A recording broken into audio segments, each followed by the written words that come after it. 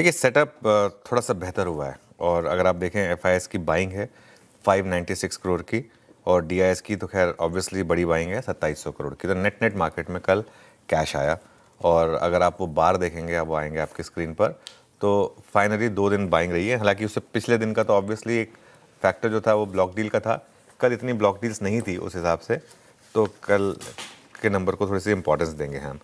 Index futures में भी selling जो है बहुत नाम मात्र की रह गई है। कल सिर्फ 129 करोड़ की सेलिंग हुई है और स्टॉक फ्यूचर्स में तो बाइंग है, करीब करीब 2250 करोड़ की बाइंग है स्टॉक फ्यूचर्स में। अच्छा, विद इन इंडेक्स फ्यूचर्स बहुत इंटरेस्टिंग है, ये वैसे 5 दिनों की सबसे बड़ी स्टॉक फ्यूचर की बाइंग है एफआईएस की। निफ्टी में 548 करोड़ की सेलिंग है, लेकिन बैंक निफ्टी में 377 करोड़ की बाइंग है। तो कहीं ना कहीं एक थोड़ा सा एक बैंक निफ्टी में बेटर आंकड़े मिले कल। और अगर आप वो डेटा देखेंगे तो निफ्टी में तो लगातार सेलिंग रही है।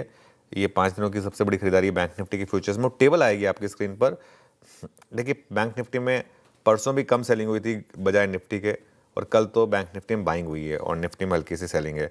लेकिन लॉन्ग शॉर्ट में कोई बहुत ज़्यादा चेंज नहीं है। 87 लॉन्ग ऐड हुए हैं, 919 शॉर्ट ऐड हुए हैं। स्टॉक फ्यूचर्स में हालांकि काफ़ी लॉन्ग ऐड हुए हैं, करीब करीब 45,000 लॉन्ग ऐड हुए हैं, 14,000 शॉर्ट ऐड हुए हैं। एफआई का लॉन्ग शॉर्ट अनचेंज्ड है, क्योंकि आपने देखा ही है वो, तो वो टेबल ग्राफ और टेबल दोनों में देखिए 8.616 था, 8.17 पर हैं हम। 1,65,000 शॉर्ट, 1,65,000 शॉर्ट ही हैं बेसिकली। 3 दिनों में करीब करीब 17,000 शॉर्ट ऐड हुए हैं एफआईएस की तरफ से।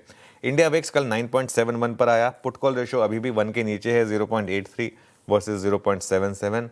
बैन में एक इंटरेस्टिंग अपडेट है, एक स्टॉक की एंट्री है, एक स्टॉक की एग्जिट है। सम्मान इन बैन, बंधन आउट ऑफ बैन।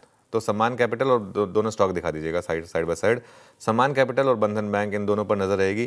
कल सम्मान कैपिटल में आपने देखा ही था किस तरीके की वॉलेटिलिटी थी, और बंधन बैंक भी कल डेलो पर बंद हुआ था, लेकिन आज बैन से बाहर आया है। तो ये 2 स्टॉक्स भी आज फोकस में रहने वाले हैं।